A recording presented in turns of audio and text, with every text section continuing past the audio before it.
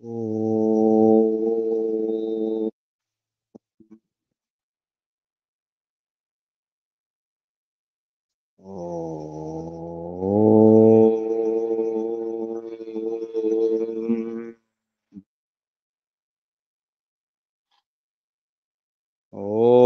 ఓం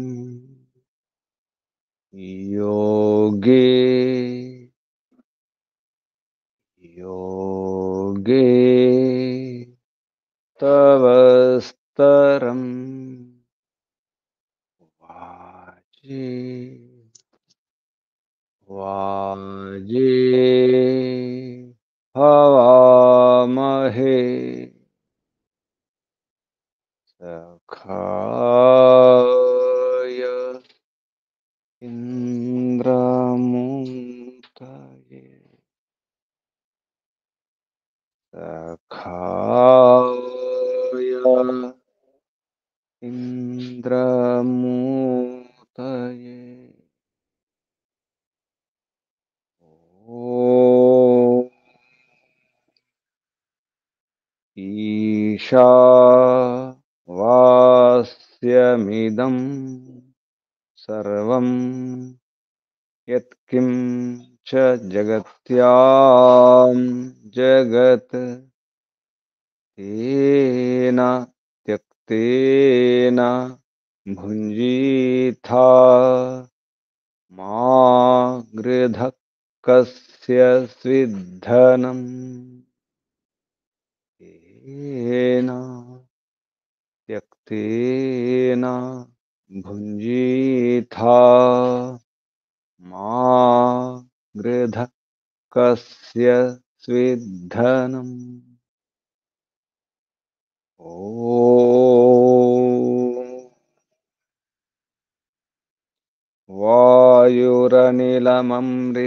వాయురనిలమమృతమథేదం భస్మాంతం శరీరం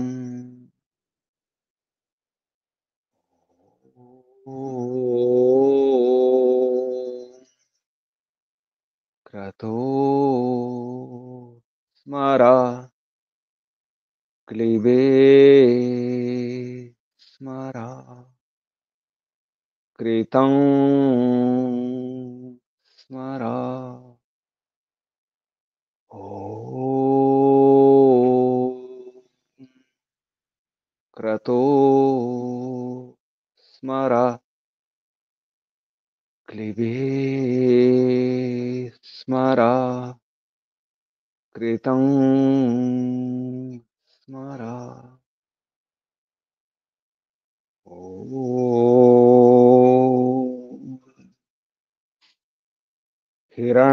హిరణమయేన పాత్రేణ సత్యస్య పిహితం ముఖం యో సా వాదిత్యే పురుషः स्तो సావహం ఓం ఖం బ్రహ్మ ఓం ఖం బ్రహ్మ ఓం ఖం బ్రహ్మ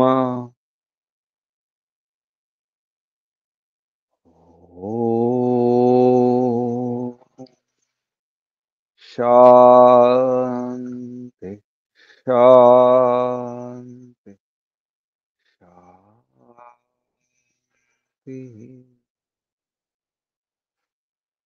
పరమపిత పరమాత్మా ఓం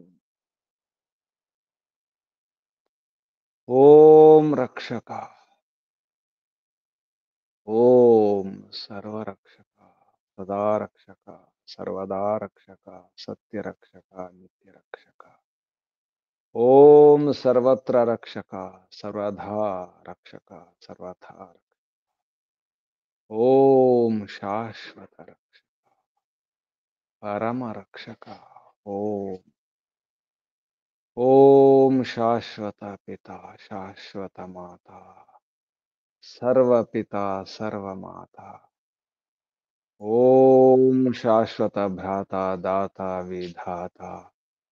ओम शाश्वत बंधु मित्र सखा। ओम शाश्वत गुरु शाश्वत आचार्य शाश्वत स्वामी शाश्वत राजा राजाधिराजा।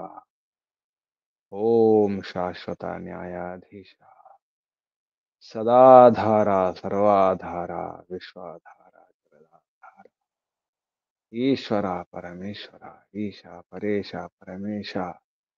ओम सर्वांतर्यामिन सर्वव्यापका सर्वशक्तिमान न्यायकारी दयालु। ओम सृष्टिकर्ता धर्ता हर्ता संहर्ता प्रलयकर्ता। ओम ओम ओम ओम ओम ओम भूर्भुवः स्वः। ओम भू ओम भुवः ओम स्वाहा। ओम प्राणाधारा प्राणप्रिया प्राणदाता जन्मदाता। ओम समस्त दुख विनाशका सर्वरोगनाशका संकटमोचका सुखकर्ता सुखदायका सच्चिदानंद स्वरूप आनंददाता ಆತ್ಮದ ಬಲದ ಜ್ಞಾನದ ಸರ್ವದ ವರ್ಚೋದ ಹರ್ಷದ ಮೋಕ್ಷದ ಓಂ ಓಂ ఓముకు వందనాలు. ఋషులకు మహర్షులకు మునులకు యోగులకు గురువులకు ఆచార్యులకు అధ్యాపకులకు పెద్దలకు మాతాపితలకు శ్రేయోభిలాషులకు మిత్రులకు జడ చేతనాది చరాచర జగత్తుకు స్థావర జంగమాలకు వందనాలు. సర్వేభ్యో నమో నమః. ప్రణవః ప్రణామః. ఆత్మ బంధువులారా, శాశ్వత బంధువులారా, ధర్మ బంధువులారా, బ్రహ్మ బంధువులారా, ఆత్మీయ బాంధవులారా, మిత్రులారా, అత్యంత దుఃఖ నివృత్తి అభిలాషులారా, పూర్ణ పురుషార్థులారా, మోక్షాకాంక్షులారా, ముముక్షులారా, బ్రహ్మాత్మ విశ్వాత్మ పరమాత్మ దర్శన అభిలాషులారా, సాధకులారా, ఈశ్వరారాధకులారా, ఈశ్వరోపాసకులారా,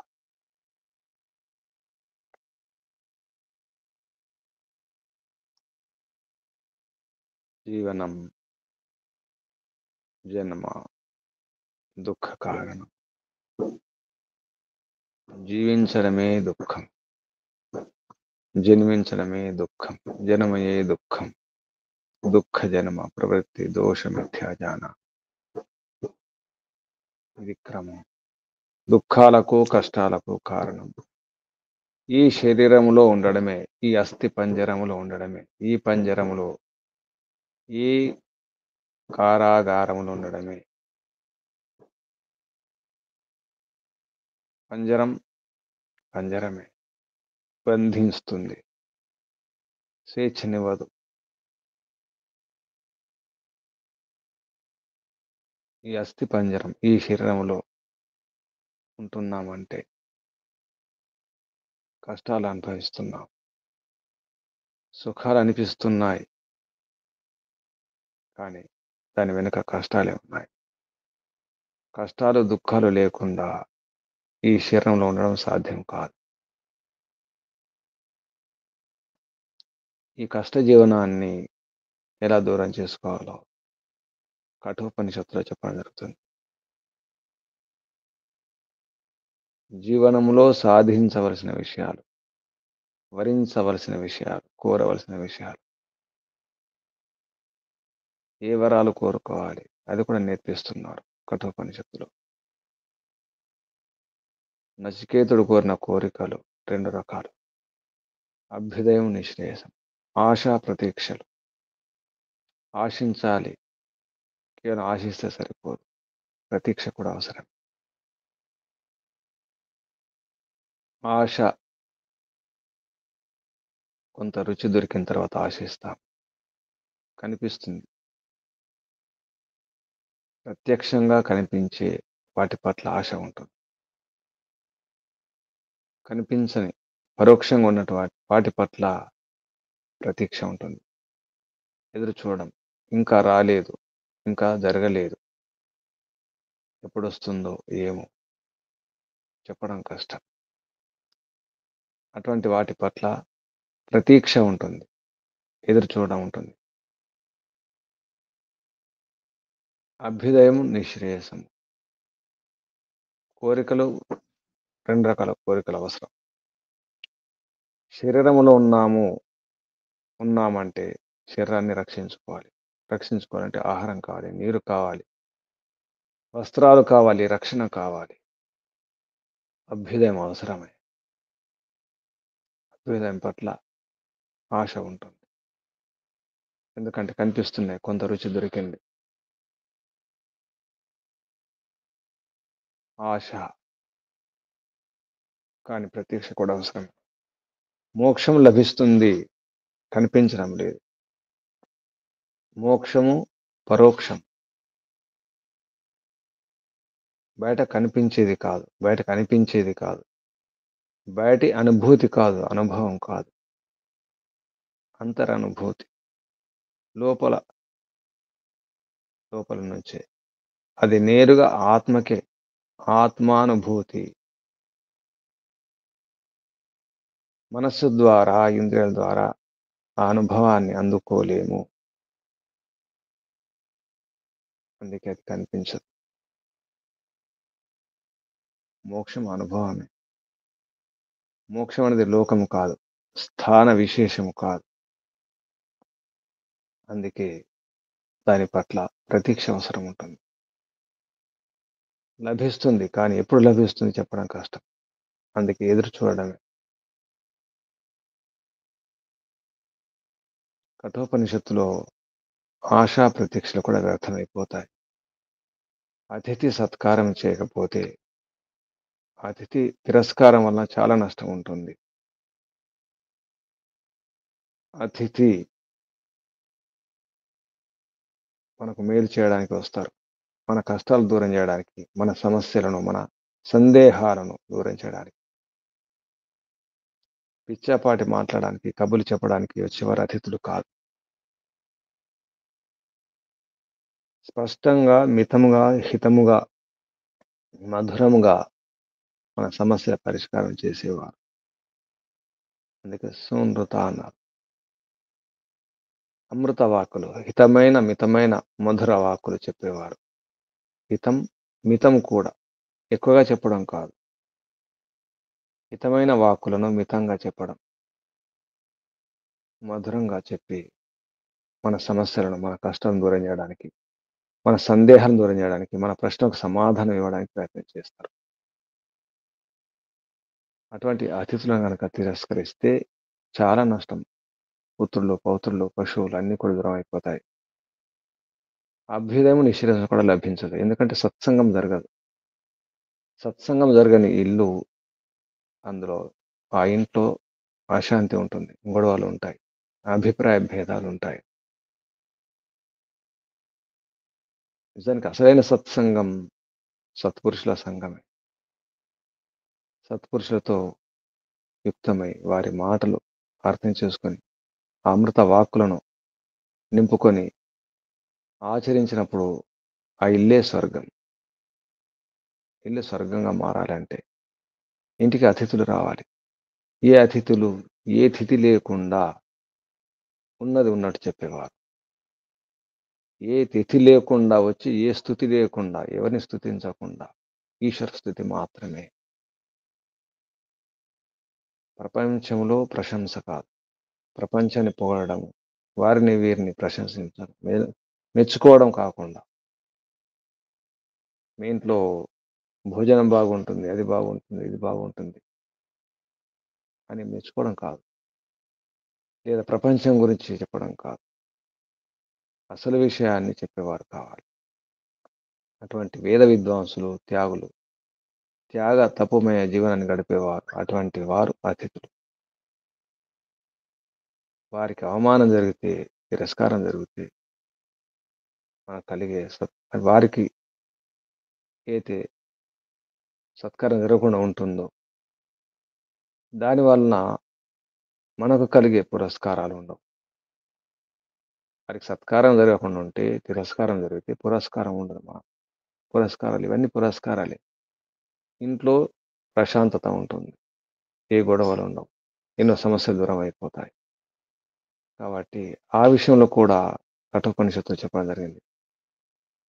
అతిథి అతిథి బ్రాహ్మణుడై ఉండాలి.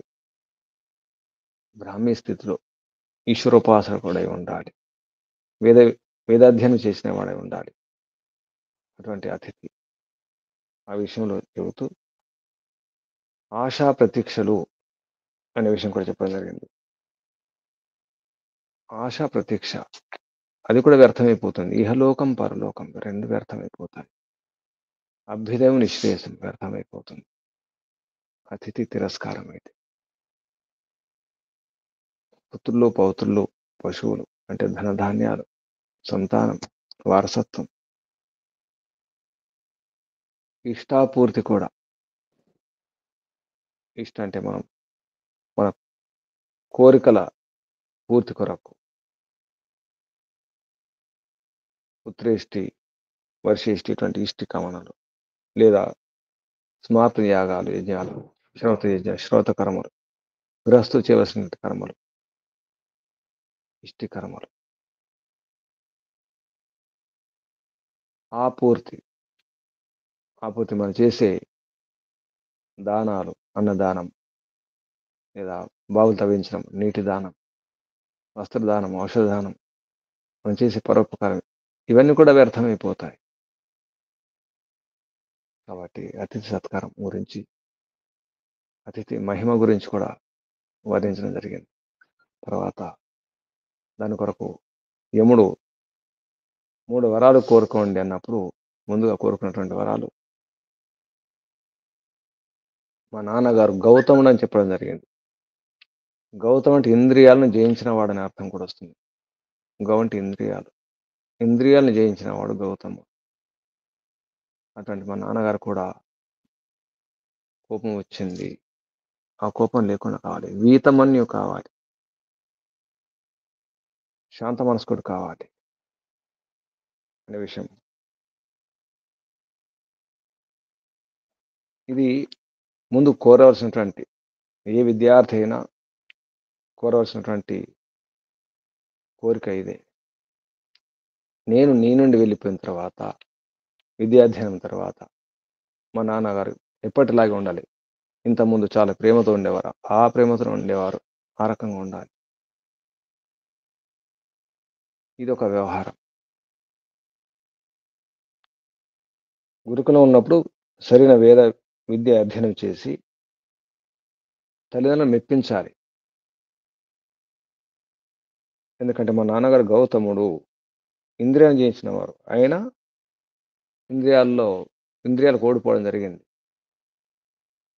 శాంత సంకల్ప సుమన, మంచి మనస్కుడు కావాలి, వీతమన్యు కావాలి అని నచికేతుడు అడిగినప్పుడు ఆ వరం ఇవ్వడం జరుగుతుంది.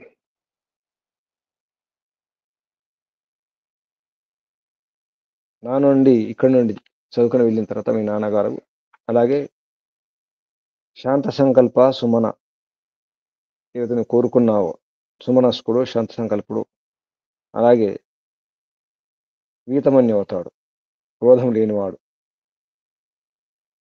ఈ వరాన్ని ఇస్తున్నానని చెప్పేసి యమాచార్యుడు నచికేతునికి చెప్పడం జరుగుతుంది. ఇందులో వరాలు కోరుకోమనగానే మనకిష్టం వచ్చిన కోరికలు కోరుకోవడం కాదు. ఆ కోరికల వలన ప్రయోజనం ఉండాలి. అప్పుడే మన యొక్క బుద్ధి కుశలత తెలుస్తుంది. మనలో ఉన్నటువంటి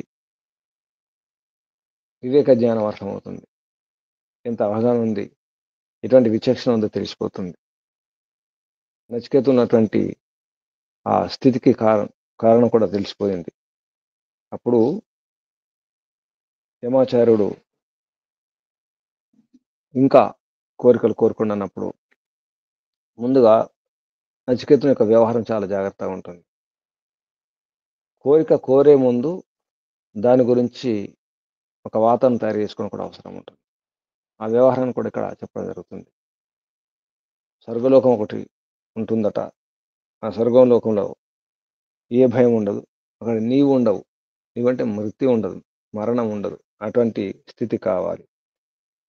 ఆ కోరిక కోరకుండా, నేరుగా కోరకుండా ఆ స్థితి గురించి చెప్పడం జరుగుతుంది. స్వర్గే లోకే నా భయం కించనాస్తి నా తత్ర త్వం నా జరయా బిభేతి ఉభే తీర్థ్వా అశనాయ పిపాసే శోకాతిగో మోదతే స్వర్గలోకే. స్వర్గే లోకే, స్వర్గలోకం అంటే ఒక స్థాన విశేషం కాదు, ఇది స్థితి విశేషం, సుఖ విశేషం. సుఖ విశేషం, సుఖ సాధనాలు, విశేష సుఖ సాధనాలు ఉన్నటువంటి స్థితి. స్వర్గే లోకే, స్వర్గలోకములో ఏ రకమైనటువంటి భయం కించన నా, స్వర్గే లోకే భయం నా కించన, కొంచెం కూడా భయం ఉండదు స్వర్గలోకంలో. ఏ రకమైనటువంటి భయం లేని స్థితి అక్కడ. నా తత్ర త్వం, తత్ర అక్కడ, త్వం నా అక్కడ నీవు ఉండవు. నీవు ఎవరు? మృత్యు, మరణం. అక్కడ నీవు ఉండవు అంటే మరణం ఉండదు. నా జరయా బిభేతి, అక్కడ భయం కూడా ఉండదు. జరావస్థ, ముసలి అవస్థ కూడా ఉండదు. నిజానికి జీవనంలో అన్నిటికంటే భయం ఇదే. ఒకటేమో జర, వృద్ధాప్యం, మరణమే. ఈ రెండు రకాల మరణ భయాలు ఎక్కువ ఉంటాయి. చనిపోతానేమో, ఈ శరీరం వదిలిపెట్టాల్సి వస్తుందేమో, ఇది పెద్ద భయం. మహాదారుణ భయం ఇది. మహాదారుణ దుఃఖం మరణమే. వృద్ధాప్యం, అది కూడా మహాదుఃఖమే. కాబట్టి ఇవి ఉండవు. ఉభే, ఈ రెండు కూడా తీర్థ, వీటిని తరించి, ఉభే తీర్థ అశనాయ పిపాసే, అశనము, అశనం కొరకు, పిపాస కొరకు అంటే ఆకలి దప్పికలు కూడా ఉండవు అక్కడ. శోకాతిగో, శోకం కూడా ఉండదు. శోకాన్ని అతిగా, శోకం, శోకముక్తి. అతిగా అంటే దూరం. శోకాతిగో మోదతే, ఆనందమే. మోదతే స్వర్గలోకే, స్వర్గం లోకంలో ఆనందాన్ని అనుభవించడం ఉంటుంది, మోదమే ఉంటుంది. ఇంకా కోరిక కోరలేదు. కోరిక కోరక ముందు ఒక వాతావరణం, భూమిక తయారు చేసుకోవడం. భూమిక తయారు చేసుకోకుండా మాట్లాడితే అర్థం కాదు ఎదుటివారికి. ఇది ఒక వ్యవహారం. అకస్మాత్తుగా ఏదో అడిగేస్తే, ఏదో చెప్పేస్తే ఎదుటివారికి అర్థం కాదు. ఎంతో కొంత కొంచెం ఉపోద్ఘాతం, పరిచయం చెప్పడం అవసరం ఉంటుంది. పరిచయం ఉపోద్ఘాతం కాకుండా, భూమిక ఇవ్వకుండా మాట్లాడిస్తే అసలు ఆ విషయం ఏమిటి, ఏ సందర్భము, ఏ ప్రసంగం అర్థం కాకుండా ఉంటుంది. ఇది ఒక వ్యవహారం. స్వర్గేలోకే నా భయం కించనాస్తి నా తత్ర త్వం నా జరయా బిభేతి ఉభే తీర్థ అశనాయ పిపాసే శోకాతిగో మోదతే స్వర్గలోకే. ఆరంభంలో స్వర్గలోకే, చివరిలో స్వర్గలోకే అని చెప్పినారు. స్వర్గలోకంలో ఏముంటుంది, చివరికి మళ్ళీ స్వర్గలోకంలో ఏముంటుంది? రెండు. ఒకటేమో స్వర్గలోకంలో భయం ఉండదు కొంచెం కూడా. నా తత్రత్వం, అక్కడ మృత్యు ఉండదు. నా జరయా విభీతి, వృద్ధాప్యం వల్ల భయం ఉండదు. ఉభే తీర్థ, వీటిని రెండింటిని తరించిన తర్వాత అశనాయ పిపాసే, ఎందుకంటే ముందు అసలైనటువంటి ప్రయత్నం మృత్యు గురించే. అందుకే నా తత్రత్వం, అక్కడ హే మృత్యువా, హే యమాచార్య, హే మరణ దేవత, నీవక్కడ ఉండవు. ముందుగా ఆలోచించవలసిన విషయం మరణం గురించి. నిజానికి మనం చిన్న చిన్న సమస్యల గురించి ఆలోచిస్తాం, దుఃఖాల గురించి ఆలోచిస్తాం. కానీ అసలు ఆలోచన, అసలు ప్రయత్నం, సమాధానం మరణ సమాధానం.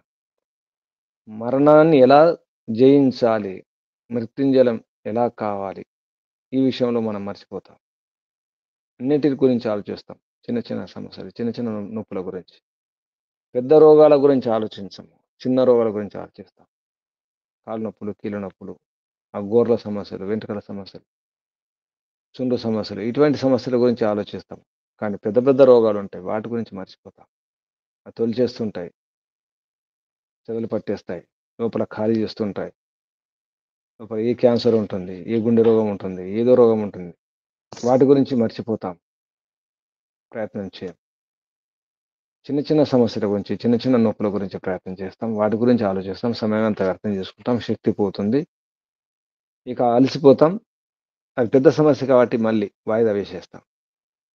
పెద్ద సమస్యనే కానీ వాయిదాలు వేస్తాం. నిజానికి పెద్ద సమస్యని ముందు చూసుకోవాలి.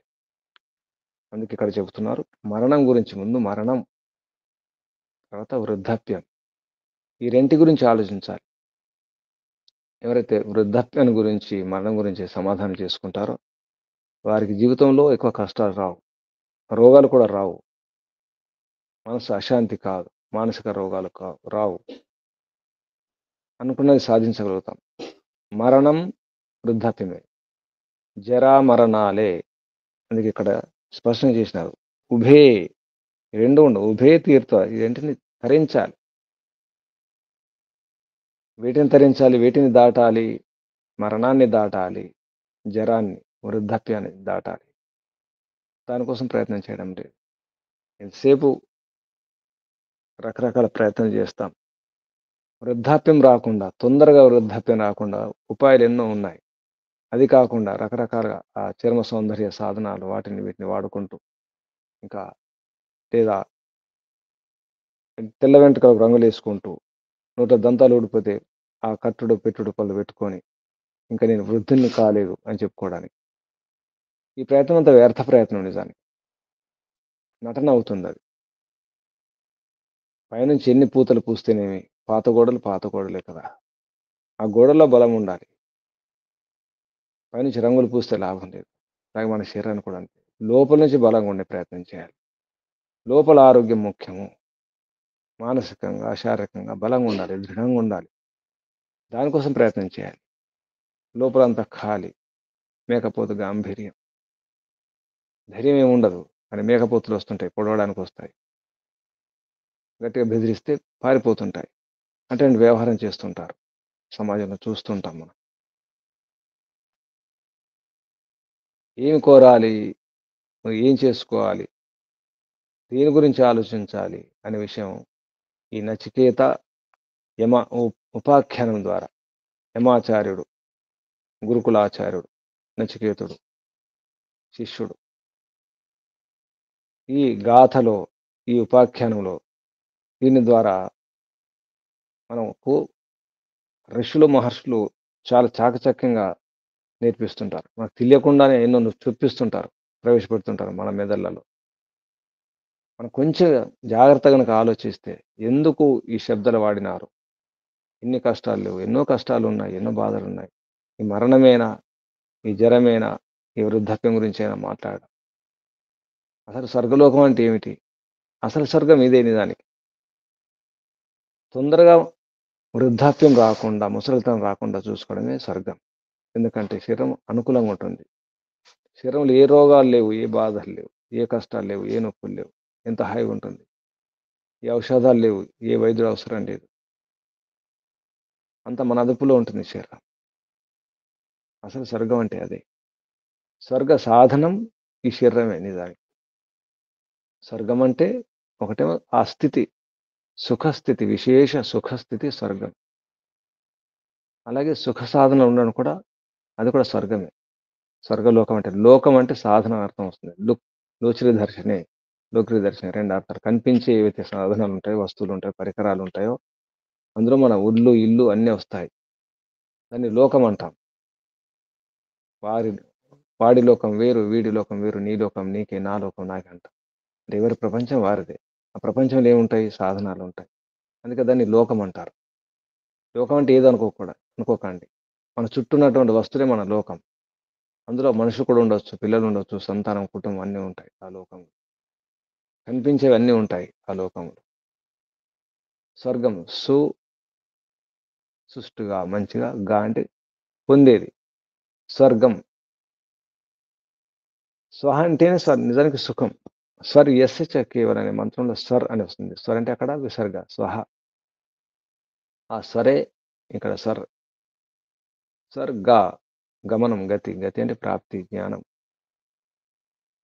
ఇక్కడ ప్రాప్తి అని అర్థం తీసుకుంటే స్వర్ అంటే సుఖం, అంటే ప్రాప్తి. సుఖ ప్రాప్తి. స్వర్గం అంటే అందులోనే అర్థం ఉంది. స్వహ గా సుఖ ప్రాప్తి. సుఖం పొందడం. దాని పేరు స్వర్గం. అది విశేష సుఖమై ఉంటే, విశేష సుఖం ఏమిటి? తొందరగా ముసలితనం రాకుండా ఉండడమే. ఇటువంటి కొరతలు లేకుండా ఉండడం. ఎందుకంటే అందులో స్వర్గలోకం కదా! లోకంలో అన్ని సాధనాలు ఉండాలి. సుఖ సాధనాలు ఉండడం అవసరం. ఆ సాధనాల వలన ఎటువంటి గొడవలు ఉండకూడదు మళ్ళీ. ఇల్లు గాని, భూములు గాని, వస్తువులు గాని, వాహనాలు ఉన్నప్పుడు వాటితో సమస్యలు ఉండకూడదు. ఆ సాధనాలతో సమస్యలు లేకుండా ఉండాలి. అటువంటి స్వర్గలోకంలో మనం ఉండాలి అంటే ముందుగా వృద్ధాప్యం రాకుండా చూసుకోవాలి. తొందరగా వృద్ధాప్యం రాకుండా ప్రయత్నం చేయాలి. దానికి నటించకూడదు. వెంట్రుక తెల్లబడితే నటించడం, దంతులు ఊడిపోతే నటించడం, చర్మం ముడతలు పడితే నటించడం, పైనుంచి పూతలు పూసుకోవడం వల్ల ఏమీ రాదు.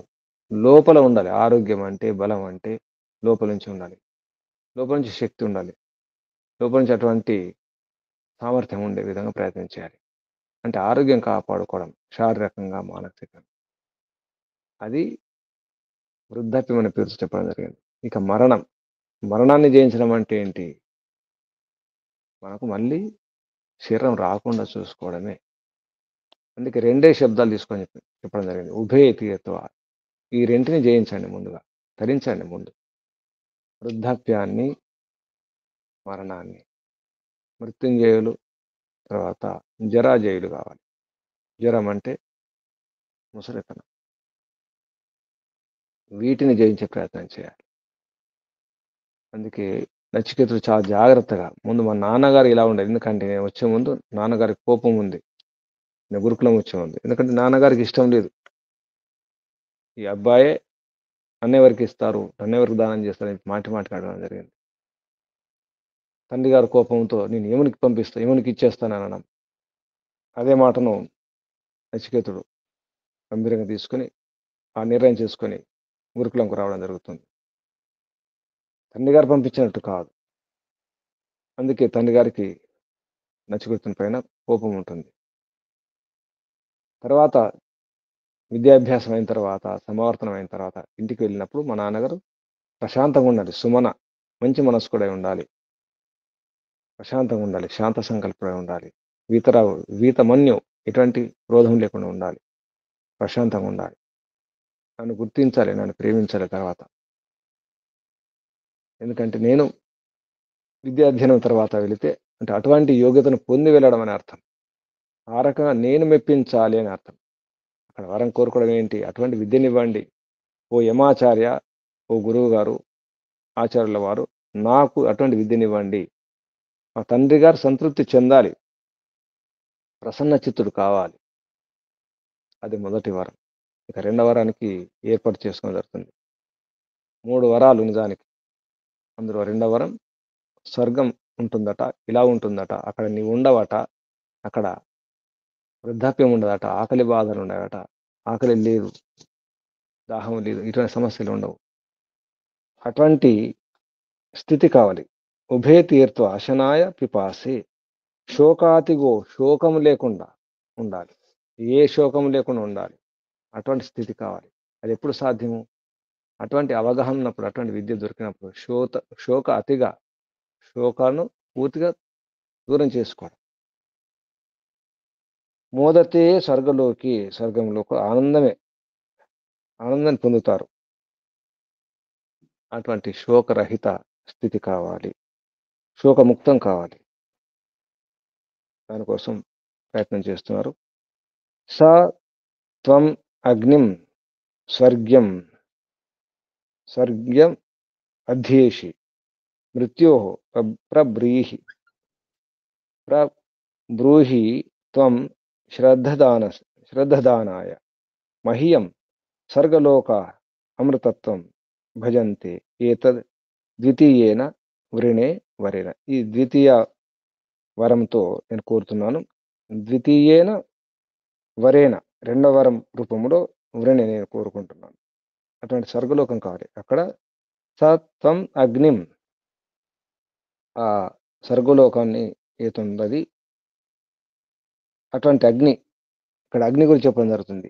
అగ్ని గురించి మీకు బాగా తెలుసు, గురుగారికి చెప్పడం జరుగుతుంది. మీకు అటువంటి యోగ్యత ఉంది, అగ్ని విద్య గురించి బాగా మీకు తెలిసింది. కాబట్టి నాకు అగ్ని విద్య గురించి కావాలి.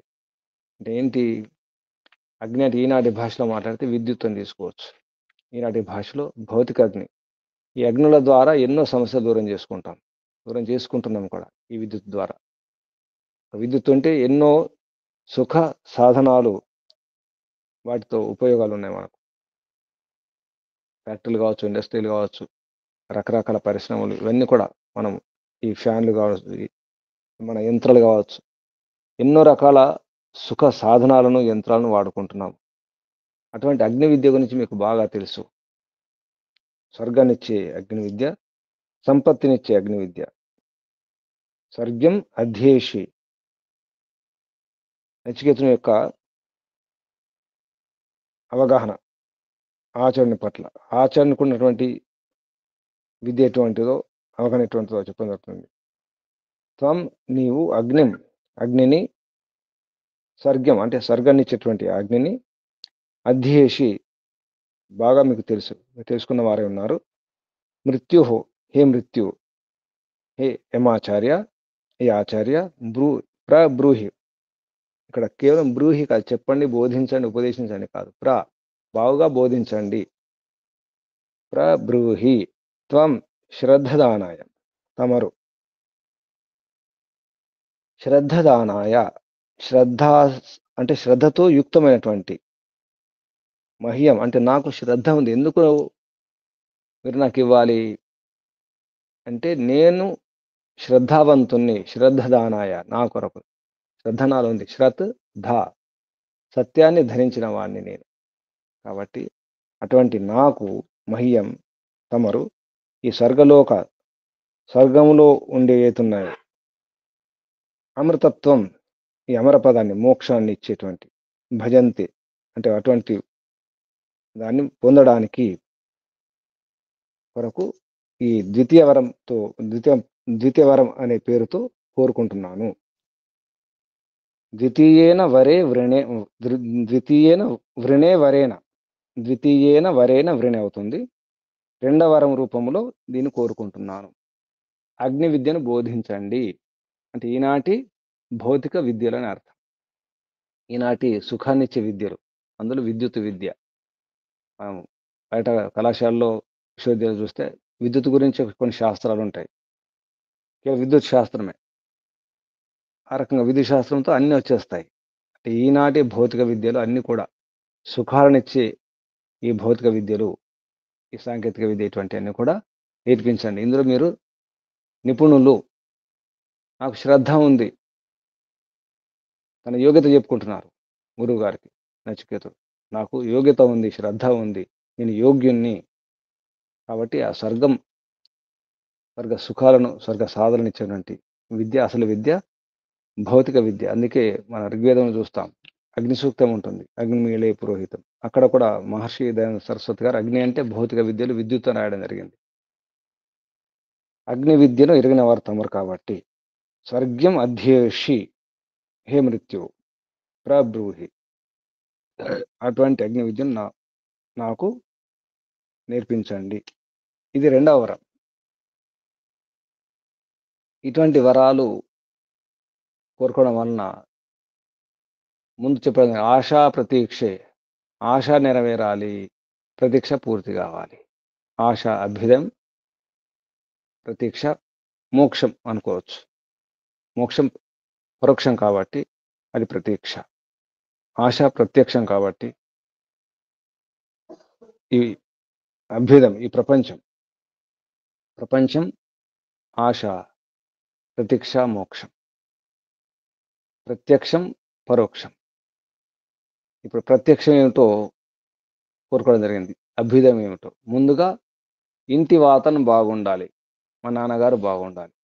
ముందు ఎక్కడ బాగుండాలి? మన ఇంట్లో బాగుండాలి, ఇంటి వారితో సంబంధాలు బాగుండాలి. విద్య పూర్తయిన తర్వాత వెళ్ళిన తర్వాత అందరూ ప్రసన్నులు కావాలి. ఎప్పుడవుతారు? ఆ విద్యార్థి అటువంటి విద్యను పొంది అటువంటి వ్యవహారాన్ని తెలుసుకొని ఆ రకంగా ఆచరించినప్పుడు ఇంట్లో అమ్మ నాన్నలు సంతోషపడతారు. తర్వాత ప్రపంచం కూడా బాగుండాలి, అందరు సుఖంగా ఉండాలి, సంతోషంగా ఉండాలి. ఈ జరా మరణాలు ఉండకూడదు, రోగాలు ఉండకూడదు. అటువంటి స్థితి ఉండాలి సమాజంలో, ప్రపంచం. నచికేతుడు కోరిన కోరికలు ఇంతవరకు తన కేవలం నాకు బాగుండాలి అనే కోరికలు కోరకుండా ముందు మా నాన్నగారు బాగుండాలంటే ఇల్లు బాగుండాలి, ఇంటి యజమాని. ఆ ఇంటి యజమాని ఎవరు? గౌతముడు. ఇంద్రియాన్ని జయించిన వాడు మా నాన్నగారు నిజానికి. కానీ అదుపు తప్పినాడు, కోపం తెచ్చుకున్నాడు. మా నాన్న గౌతముడు కావాలి. అక్కడ సంబోధన గౌతమ శబ్దంతో సంబోధించడం జరిగింది. కాబట్టి ఇక అందరి మేలు కొరకు కేవలం తన ఉన్నతి, తన సుఖం కాకుండా అందరు సుఖపడాలంటే అగ్ని విద్య అందరికి తెలిసి ఉండాలి. అటువంటి అగ్ని విద్యను నాకు నేర్పించండి, ఎందుకంటే అందులో మీరు నిపుణులు కాబట్టి. సర్గ్యం అధ్యేషి, స్వర్గాన్ని అంటే సుఖాన్ని ఎలా పొందాలి? విశేష సుఖాల్లో ముఖ్యమైనది, స్వర్గంలో ముఖ్యమైనది ఆరోగ్యమే. శారీరకంగా మానసికంగా ఆరోగ్యం ఉన్నప్పుడే అసలైన స్వర్గం ఏమిటో అప్పుడు అనుభవంలోకి వస్తుంది. శరీరంలో నొప్పులు, రోగాలు, బాధలు ఉండి మనసులో అశాంతి, నిరాశ, నిస్పృహలు, భయాలు ఉన్నప్పుడు ఎంత ఎటువంటి ధనమున్నా, సాధనాలున్నా, ఎన్ని సుఖాలున్నా వ్యర్థమైపోతాయి. అసలైనటువంటి స్వర్గలోకం ఇది. అందుకే ఉభయ తీరుతూ అన్నారు. ఇక గౌనంగా అశనాయ పిపాస, ఆకలి దప్పికలు ఉంటాయి కానీ అంత పెద్ద సమస్యలు కాదు. అసలు పెద్ద సమస్య మృత్యు, జరమే. అందుకే నా తత్ర త్వం నా జర, రెండు జాగ్రత్త చెప్పడం జరిగింది. స్వర్గలోకంలో ఇలా ఉంటాయి. అదే స్వర్గలోకం నిజానికి. స్వర్గలోకం అంటే నది.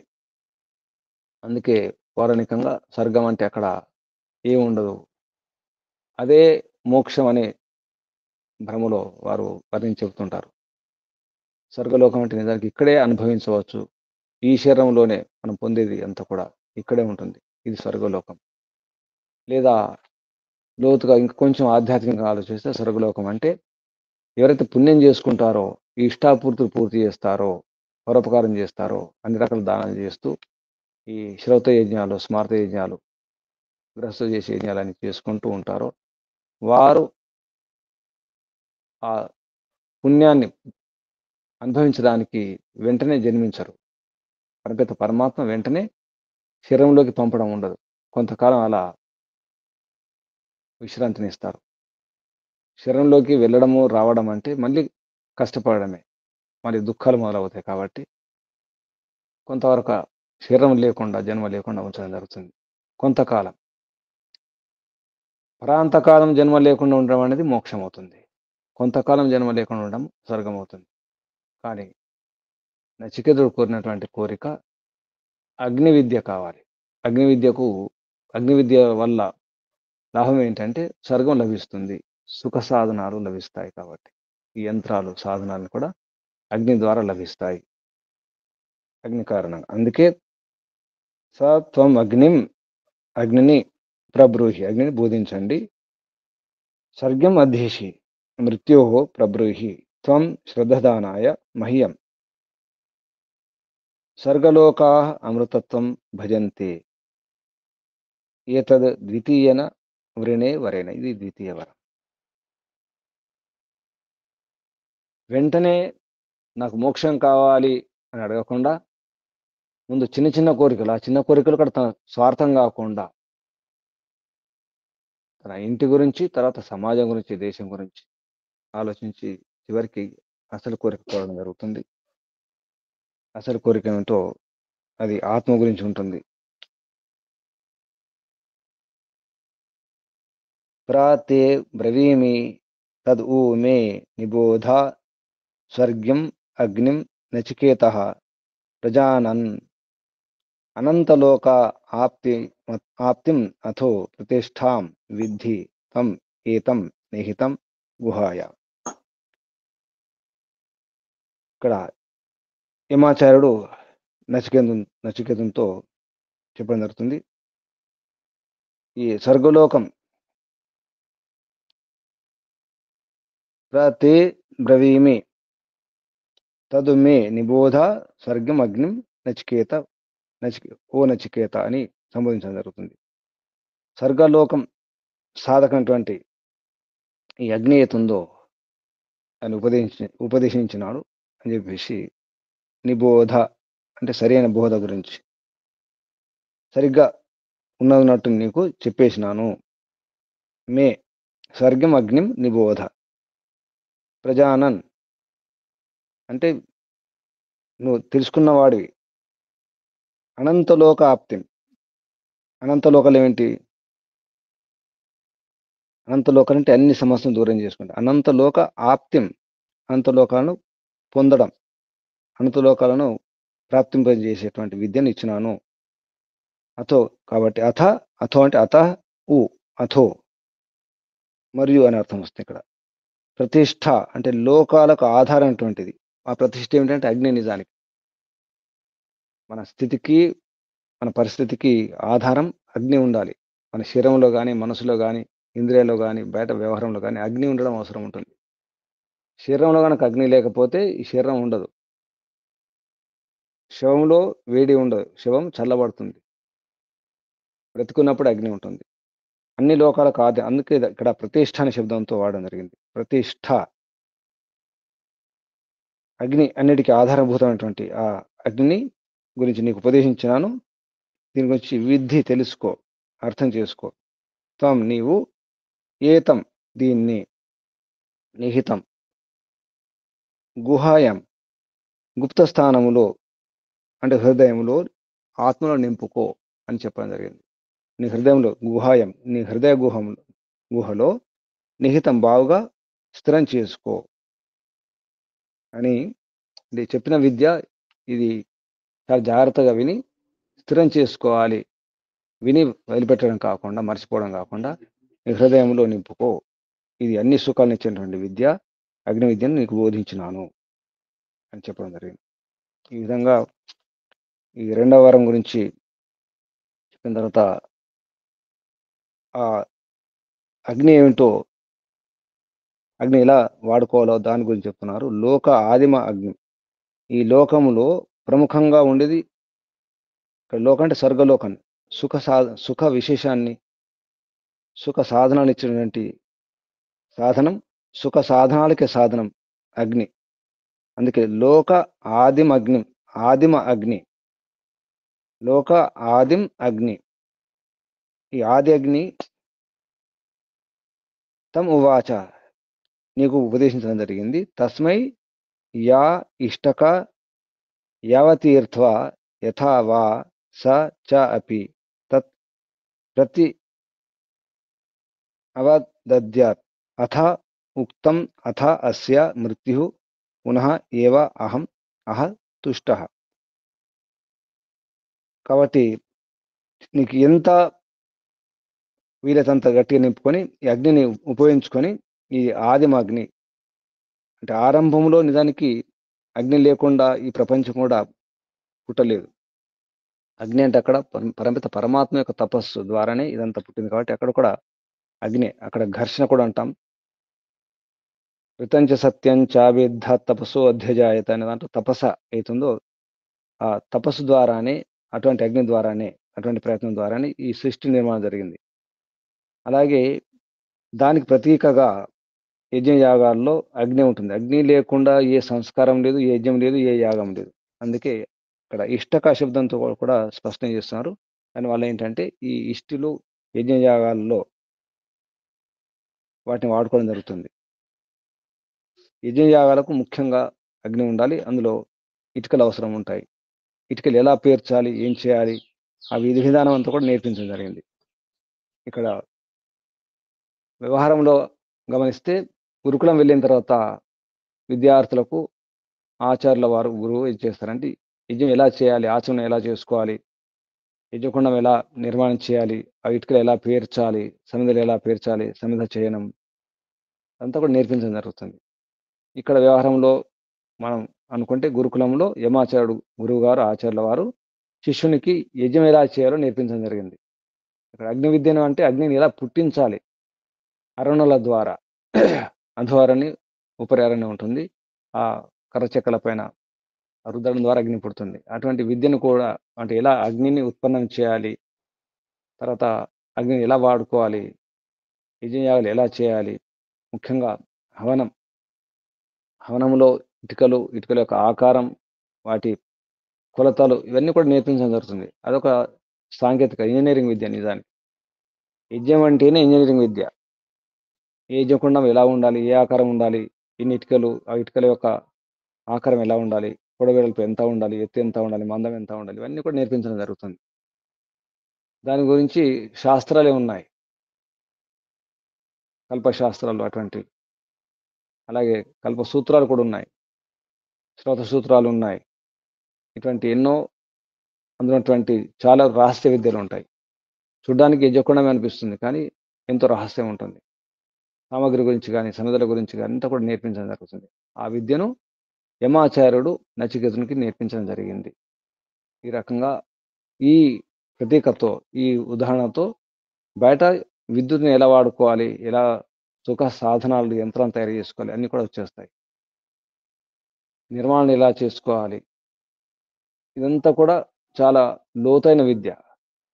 ఊరికి అగ్ని విద్య అనగానే కేవలం అగ్ని గురించి అనుకోకుండా, అలాగే శరీరంలో అగ్నిని ఎలా వాడుకోవాలి, ఎలా స్థిరం చేసుకోవాలి, జఠరాగ్ని కావచ్చు, ఇతర ఈ ప్యాంక్రియాస్ అగ్ని ఆశయంలో ఉన్నటువంటి ఆరోగ్యం గురించి కావచ్చు, గుండె ఆరోగ్యం గురించి కావచ్చు, మూత్రపిండాల ఆరోగ్యం, ఊపిరితిత్తుల ఆరోగ్యం, ఇతర వ్యవస్థల ఆరోగ్యం, నాడిమండల వ్యవస్థ ఆరోగ్యం, ఇదంతా కూడా అక్కడ కూడా అగ్ని ఉంటుంది.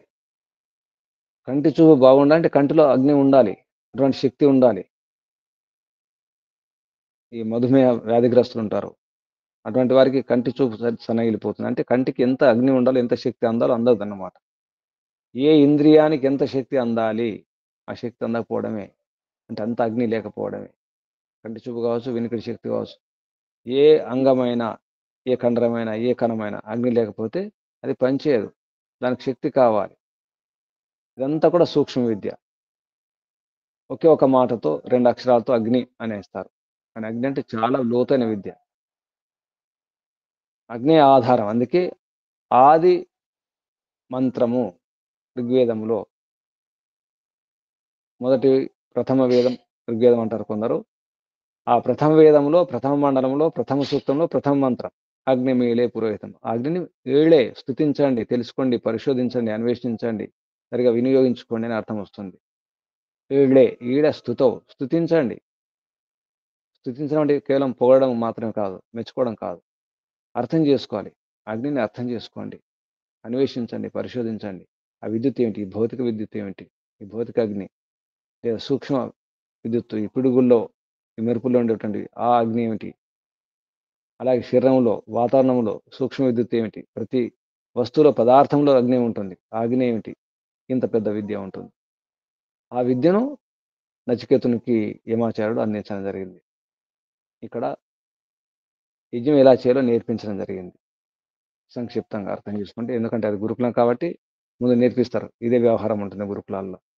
ఆ విషయాన్ని ఇక్కడ గుర్తు చేయడం జరిగింది. ఇది 2వ వరం. తర్వాత 3వ వరం గురించి తర్వాత మధ్యలో నచికేతునికి మరొక వరం ఇవ్వడం జరిగింది. ఎందుకంటే నచికేతుడు సూక్ష్మగ్రాహి, ఏకసంతగ్రాహి కాబట్టి తొందరగా అర్థం చేసుకుని వెంటనే అప్పచెప్పడం జరిగింది పాఠం. అందులో ఉత్తీర్ణుడు అవుతాడు కాబట్టి యమాచార్యునికి సంతోషం కలుగుతుంది. మరొక వరం ఇవ్వడం కూడా జరుగుతుంది. అది ఆ వరం త్రినాచికేత అగ్ని. నచికేతుని పేరుతో మరొక అగ్ని. ఎందుకంటే అగ్నులు గురించి కూడా మళ్ళీ వ్యవహారం వస్తుంది, ప్రసంగం వస్తుంది. ఈ దక్షిణాగ్ని, గరీపత్యాగ్ని అని చెప్పేసి మనం ఈ 3 రకాల అగ్నుల గురించి, రకరకాల అగ్నులు ఉంటాయి. ఈ అగ్ని ఎలా వాడుకోవాలి? నిజానికి జీవనంలో అగ్ని విద్య రావాలి. అగ్ని లేకుండా మనం ఒకరోజు కూడా జీవించడం లేదు. కాబట్టి అగ్ని గురించి బాగా తెలుసుకొని ఉండాలి. అగ్నుల గురించి, విద్యుత్ గురించి బాగా సూక్ష్మంగా అర్థం చేసుకుంటే అప్పుడు చాలా అభివృద్ధి ఉంటుంది, ప్రగతి ఉంటుంది. ఐశ్వర్యం, సంపద, సంపత్తి, సుఖాలు, భోగాలన్నీ కూడా అగ్ని లేకుండా లేవు. ఒక జఠరాగ్ని కనుక పోతే మనం ఎంత ప్రయత్నం చేసినా ఆకలి వేయదు, తిన్నది జీర్ణం కాదు, మందగిస్తుంది. ఆకలి మందగిస్తే మలబద్ధకమై, అజీర్ణమై రకరకాల రోగాలు వస్తాయి. కేవలం జఠరాగ్ని మందగిస్తేనే. చిన్న పొరపాటు చేస్తాం మనం. విరుద్ధాహారం తీసుకుంటాం, అధికంగా తీసుకుంటాం, లేదా తీసుకోకుండా ఉంటాం, ఉపవాసం ఉంటాం, ఎక్కువ తినేస్తాం, ఏదో కలిపి తినేస్తాం. వాటి వల్ల వికృతులు అవుతాయి. అగ్ని సరిగా ఉందనుకోండి, ఏ సమస్య ఉండదు.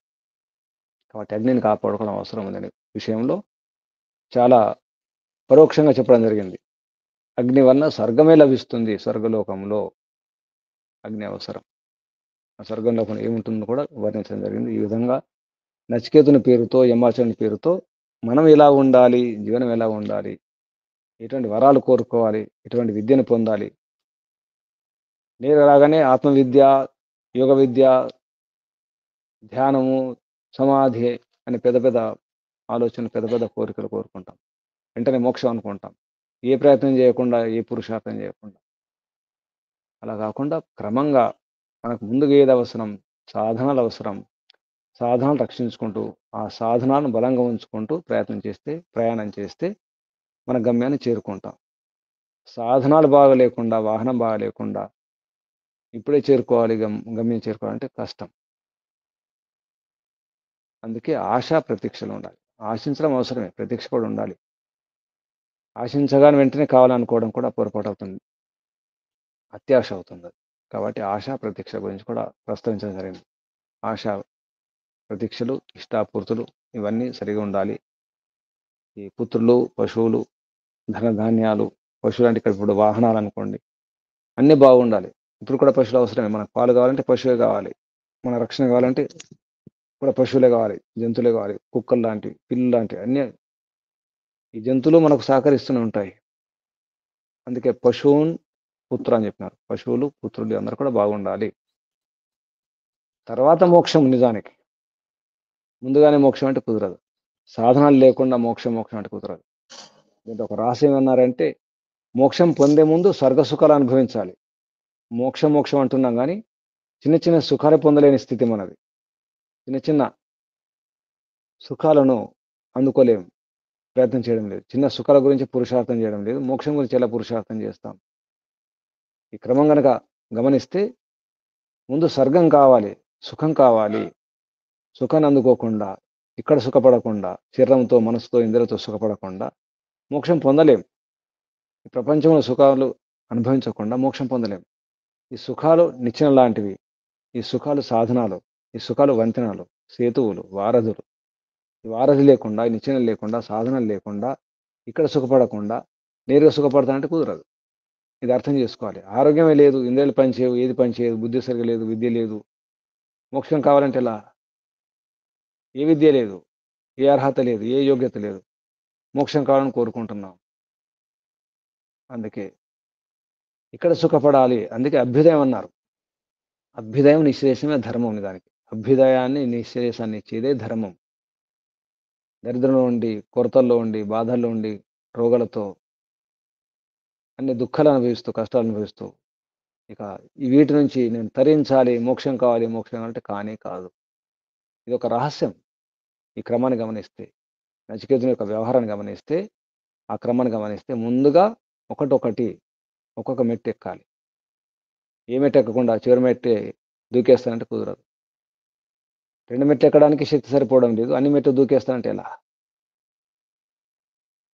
కాబట్టి ఆకాశానికి నిచ్చెనలు వేయడం బాగుండదు. ముందు ఉట్టిని అందుకునే ప్రయత్నం చేద్దాం. ఉన్నదాన్ని పట్టుకునే ప్రయత్నం చేద్దాం. ఇది విధానం, ఇది క్రమం. ఈ క్రమాన్ని, ఈ రహస్యాన్ని ఈ కఠోపనిషత్తులో కఠ ఋషి కష్టాలను దూరం చేసుకునే ఉపాయాలను చెప్పడం జరుగుతుంది. అందుకే దీని పేరు కఠ ఉపనిషత్తు. కఠ విద్య, కఠ రహస్య విద్య. కఠ రహస్య ఉపనిషత్తు అంటే రహస్య విద్య, బ్రహ్మ విద్య. కఠ బ్రహ్మ విద్య, కష్టాలను దూరం చేసే బ్రహ్మ విద్య.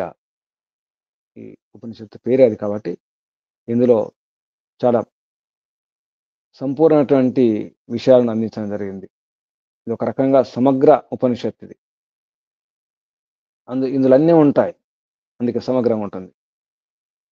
మనం మనుస్మృతి ఎలా అనుకుంటామో, మనుస్మృతిలో అన్ని శాస్త్రాల సారం ఉంటుంది. అన్ని దర్శనాల సారం ఉంటుంది మనుస్మృతిలో. ఆయుర్వేద సారం కూడా ఉంటుంది మనుస్మృతిలో. అటువంటిదే కఠోపనిషత్తు. ఈశావాస్య అది పునాది అయితే ఈ కఠోపనిషత్తు గోడలు అనుకోవాలి. అటువంటి ఉపనిషత్తు మనం అధ్యయనం చేస్తున్నాం. ధన్యులం. ఈ రహస్యాన్ని అర్థం చేసుకొని, ఈ క్రమాన్ని అర్థం చేసుకొని జరామరణాలు లేకుండా ప్రయత్నం చేయాలి.